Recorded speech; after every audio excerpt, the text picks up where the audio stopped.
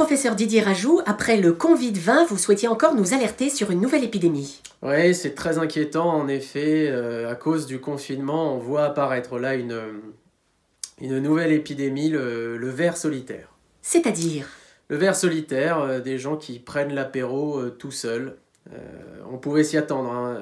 Avec le confinement, les gens sont isolés et puis on le sait, les Français sont une population à risque, ils sont extrêmement vulnérables hein, quand il s'agit d'apéro. On observe là une augmentation massive des cas, avec de plus en plus de patients qui sont actuellement dans un état avancé de solitude. Quels sont les symptômes du ver solitaire? Oui, les premiers symptômes qui peuvent alerter, hein, si vous avez une sensation de bouche sèche ou une envie frénétique de cacahuètes, ou même un sentiment de raideur au niveau de la main, c'est probablement que vous êtes déjà apéropositif.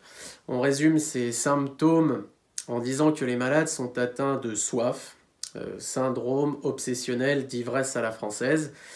Ivresse à la française étant le terme médical pour parler d'apéro, mais le symptôme le plus caractéristique hein, du ver solitaire, c'est un état de désorientation temporelle qui va croissant avec le confinement. Je m'explique avec un graphique. La première semaine de confinement, on voit les gens sont bien organisés, les journées...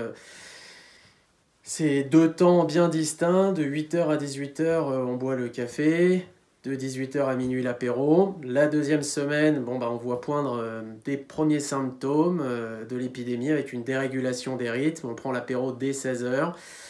La troisième semaine, ça s'aggrave, hein, les journées ne sont plus séparées en deux que par l'apéro du matin et l'apéro du soir. Et puis la quatrième semaine, là c'est le stade critique.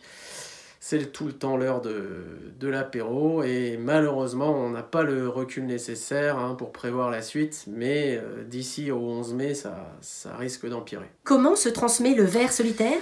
Oui, ça se transmet essentiellement par vidéoconférence.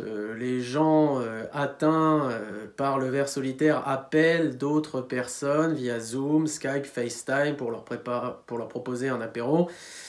Et là, c'est souvent l'escalade. Hein. Une fois qu'on a regoûté ce petit plaisir, on ne revient pas facilement, avec parfois des extrémités alarmantes. Hein.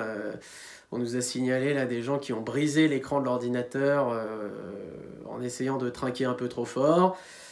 D'autres, évidemment, qui au bout du 7e verre ont l'impression de ne plus être seuls dans leur appartement et commencent à débattre avec eux-mêmes de la situation sanitaire actuelle. Et là, en plus, on devient extrêmement vulnérable également au Covid-20, la maladie dont je vous parlais la dernière fois. Que faire face à cette épidémie, professeur?